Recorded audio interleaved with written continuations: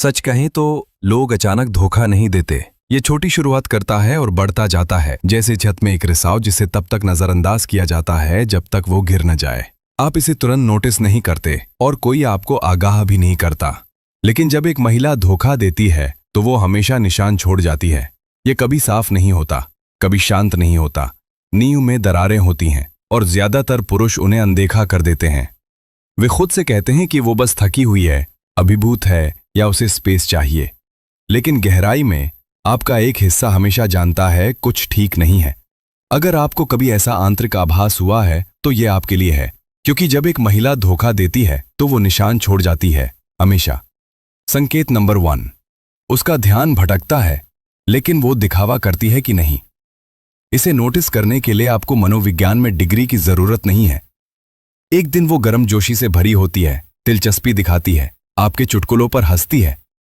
फिर अचानक ये किसी अजनबी से अपना चेहरा पहने हुए बात करने जैसा होता है। वो आपके दिन के बारे में पूछना बंद कर देती है। वो छोटी छोटी बातें भूल जाती है जिन्हें वो पहले याद रखती थी, और अगर आप इस बारे में बात करें, तुम बहुत ज्यादा सोच रही हो, मैं बस थक गई हूं। लेकिन सच तो यह है, औरतें यूं ही दूर नहीं हटती।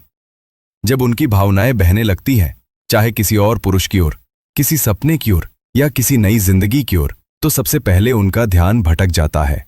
संकेत नंबर 2, वो छोटी छोटी बातें छिपाने लगती हैं। शुरुआत में यह हमेशा शारीरिक नहीं होता। वो अपने सहकर्मियों के बारे में खुलकर बात करती थी, अब कुछ भी नहीं। उसका फोन जो कभी कहीं भी छूट जाता था, अब उसके हाथ से कभी नहीं छूटता। वो अब आपके बारे में पोस्ट नहीं करती। वो ऑनलाइन भी सिंगल दिखती है। उससे इसके बारे में पूछो और अचानक आप ही समस्या बन जाते हैं, ईर्ष्यालु, नियंत्रणकारी। लेकिन सच तो यह है कि अब वो 2 दुनियाओं में जी रही है, एक आपके साथ और एक जिसमें वो पहले से ही ढल रही है, और वो भावनात्मक रूप से आपको यह विश्वास दिला रही है कि आप ही अपना आपा खो रहे हैं। संकेत नंबर 3, अंतरंगता बदल जाती है। बेडरूम में जो होता है वो झूठ नहीं बोलता। वो आपसे दूरी बना सकती है, ठंडी पड़ सकती है, या छूने से पूरी तरह परहेज कर सकती है, या अचानक उसे नए मूव्स, नई ऊर्जा मिल जाती है, कुछ ऐसा जो अजीब सा लगता है। दोनों ही चरम सीमाओं का मतलब एक ही है, वो भावनात्मक रूप से मौजूद नहीं